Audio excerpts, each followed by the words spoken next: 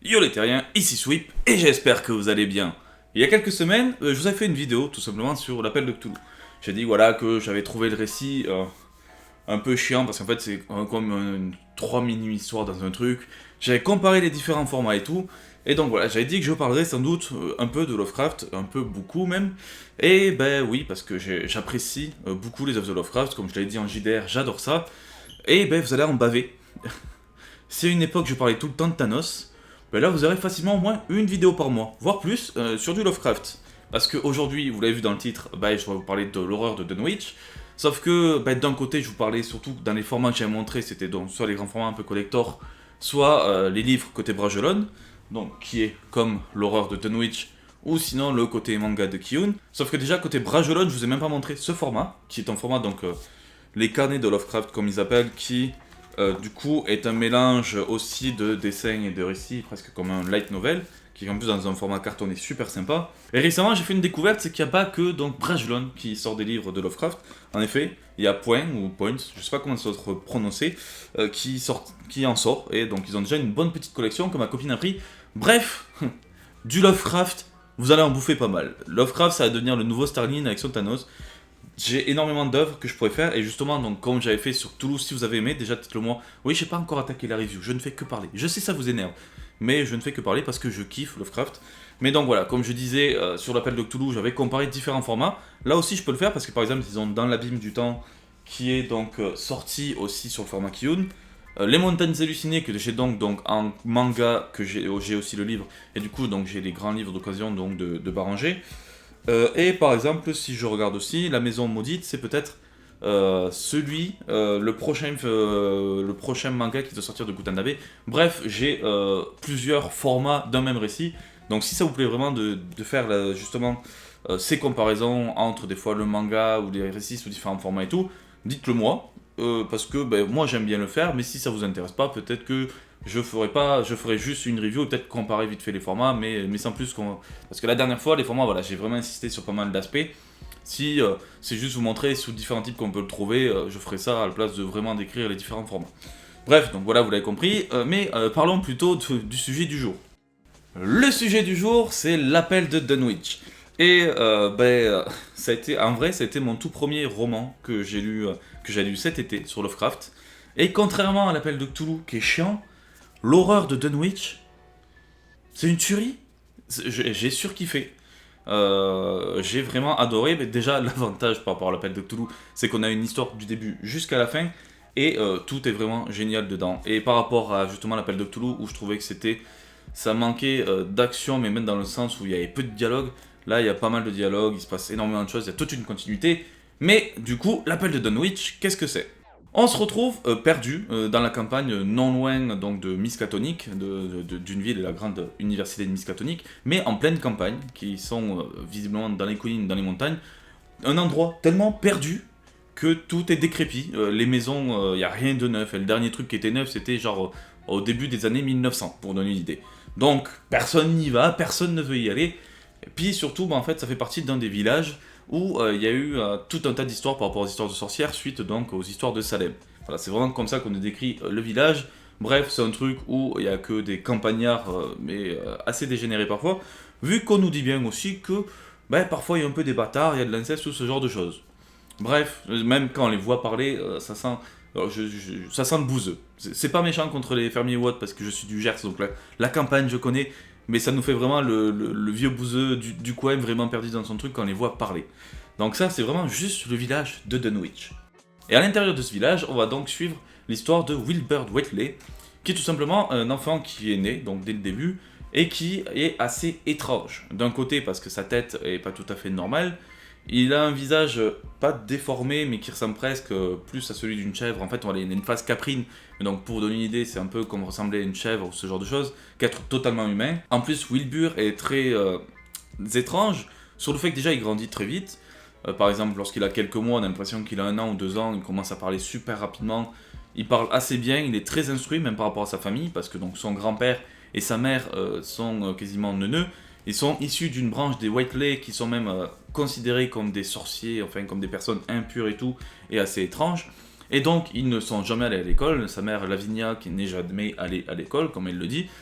d'où le fait qu'elle a du mal, mais Wilbur, qui n'ira jamais à l'école, qui sera éduqué par son grand-père, sera quand même quelqu'un de très éduqué, qui s'intéressera à beaucoup de choses, et notamment aux ouvrages de la famille, qui sont des ouvrages très étranges, qui se rapprochent plus ou moins du Necronomicon, pour vous donner une idée. Donc voilà, ainsi on se retrouve déjà sur un enfant qui naît dès le début, qui grandit très vite, qui est très étrange, qui est humain sans totalement l'être, qui se développe vite mais même mentalement, qui comprend énormément de choses. Et ce qui se passe, c'est que Wilbur est tellement étrange que par exemple les chiens le pourchassent, le grognent et des fois l'attaquent, ce qui fait qu'il est souvent arrivé qu'il bute des chiens. Donc la famille et surtout Wilbur est mal vue dans Dunwich. Et à côté de ça, on a aussi une autre intrigue sur le fait que le grand-père passe son temps tout le temps à refaire la façade donc, de la ferme. D'un côté, donc des fois de la maison à l'étage, des fois il refait toute la maison, ce genre de choses. Chose qu'il ne faisait jamais avant, la moitié de la maison est décrépite. Et depuis donc la naissance de Wilbur, on voit qu'il refait ça, qu'il refait la façade, qu'il refait des constructions. Et surtout donc qui cache énormément de choses. Et même, dans les autres aspects qu'il y a, c'est que le bétail qu'il achète disparaît de plus en plus, ou plutôt en fait il rachète de plus en plus de bétail et plus rapidement, donc ce qui étonne certaines personnes donc à Dunwich. Et à côté de ça, même un des aspects qu'on a, c'est que pour une famille de bouseux, ils payent tout le temps avec de l'or massif, donc beaucoup de choses étranges s'entourent autour des Whiteley et surtout autour de Wilbur. Ainsi on a tout ça qui est tout ce mystère, parce que j'en dis pas plus, ça c'est vraiment par rapport au début du livre, parce qu'il se passe énormément de choses. Mais on a tout cet aspect justement par rapport à ça, par rapport au village de Dunwich, où c'est un petit village campagnard où bon, il y a beaucoup de rumeurs, les gens vont regarder mais n'osent pas s'approcher. Aussi par exemple dans la ferme il y a énormément d'odeurs nauséabondes, pire que celles de cadavres, ce genre de choses. Donc il y a quelque chose qui pue et on le sent pas. Les Whiteley sont mal vus parce que c'est une branche un peu comme j'ai dit de sorciers. Ils font souvent donc des fêtes et des grands feux en haut des collines en faisant des chants et des rituels pour donc la fête de Walpurgis comme ils disent, ou par exemple pour Halloween.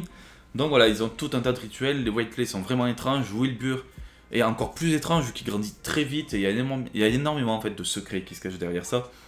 Et c'est juste génial, c'est qu'il y a énormément d'enchaînements, malgré le fait voilà, que le mystère reste entier, il y a beaucoup de choses qui se passent, et en fait, une fois qu'on connaît la vérité à la fin, on se comprend qu'il y a énormément de choses aussi qui sont expliquées avec le temps, et en fait, je peux pas spoiler ce qui se passe, mais c'est juste génial. En fait, toute l'intrigue, voilà, si on s'intéresse un peu à l'ésotérisme ou ce genre de choses, et on s'intéresse un peu vraiment au personnage de Wilbur qui grandit, qui s'intéresse à des choses, beaucoup à l'ésotérisme, par rapport au livre de la famille et tout, qui semble avoir beaucoup de choses.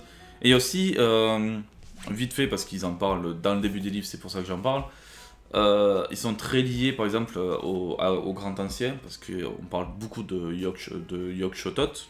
Sur l'aspect horreur du récit, parce que c'est vrai qu'on dit beaucoup que Lovecraft c'est de l'horreur, dans le récit, on ressent pas de l'horreur dans le sens où on se sentirait mal, ou il y a quelque chose qui nous ferait stresser, mais on se rend l'horreur des personnages, parce que Wilbur est le personnage principal pendant une bonne partie du récit, mais après on suit beaucoup Armitage, qui est donc tout simplement le bibliothécaire de l'université de Miskatonic, qui va enquêter par rapport à tout ce qui se passe à Dunwich, par rapport à Wilbur, il va le rencontrer, et donc il va lire les notes de Wilbur, il va faire beaucoup de choses, il va essayer d'enquêter lui aussi de son côté, il va découvrir beaucoup de choses, beaucoup de vérités, et justement, et même vers la fin, on va avoir tout cet aspect de, pour ceux qui connaissent le JDR, quand tu vois quelque chose, t'as des points de santé mentale, et quand t'arrives à la fin, tu deviens fou, et t'as vraiment ça, où on voit des personnages qui, à une chose qui ne devrait pas exister, vont l'apercevoir, la voir, ils vont s'évanouir, ils vont péter les plombs, on a vraiment tout cet aspect du... ça devrait pas exister, c'est pas possible. Et donc c'est pas une peur dans le sens du oh mon dieu qu'est-ce qui se passe. Il y a quand même cette peur légère du on n'est pas les seuls, il y a quelque chose qui se cache. Mais c'est surtout cet aspect du ça devrait pas exister et on fait tout pour le refuser, sinon en fait on devient fou. Donc il y a vraiment cet aspect intéressant qu'on retrouve beaucoup vers la fin. La fin c'est vraiment le sommet par rapport à toute l'intrigue. Mais l'horreur de Dunwich, vraiment super récit, qui vaut le coup, ouais, donc c'est un récit Bragelonne qu'on peut avoir pour 6,90. Donc se prendre un petit kiff qui peut durer une soirée, un week-end, parce qu'on a à peine un peu plus de... On a 115 pages, donc ça peut être assez rapide pour ceux qui lisent beaucoup de livres. Mais c'est un vrai kiff que j'ai pris, que j'ai eu. Et c'est vraiment... c'est ce qui me donne foi en Lovecraft, j'ai envie de dire. Autant l'appel de Cthulhu m'avait légèrement repoussé, mais là, en lisant ça, je suis à fond. Et c'est pour ça que tout ce que je vous ai montré après en bouquin, il y en aura au moins minimum un par mois de bouquins que je vais vous présenter, parce que je trouve ça vraiment sympa. Et surtout, voilà, c'est pas des bouquins super gros, donc de temps en temps, je peux les lire sur un week-end pour vous en parler, vous en présenter et dire ce que j'en pense.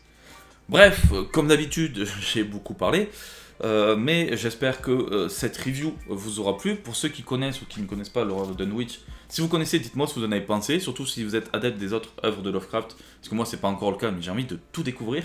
Et justement, teasing futur pour dans des mois ou des années peut-être, une fois que je vous aurai présenté la plupart des œuvres de Lovecraft, voire toutes celles que j'ai, je vous parlerai d'un super comics, oui, comics, vous avez bien entendu, de Alan Moore qui est Providence et qui possède donc un énorme, ça directement pour donner une idée, un énorme coup de cœur et en fait beaucoup de clins d'œil, même plus que des clins d'œil, ça reprend directement toute la mythologie de Lovecraft pour ce récit. Et par exemple, pour vous donner une idée, une partie qu'on retrouve dans Providence est tirée de l'horreur de Dunwich. Bref, voilà, donc vous avez compris, Lovecraft, vous allez en avoir pour un moment. Mais j'espère que ça vous fera kiffer et que si vous lisez ça, vous allez kiffer. Sur ce, je ne vais pas vous embêter plus que ça. J'espère que vous avez aimé cette vidéo. Sur ce, ciao tout le monde et à la prochaine.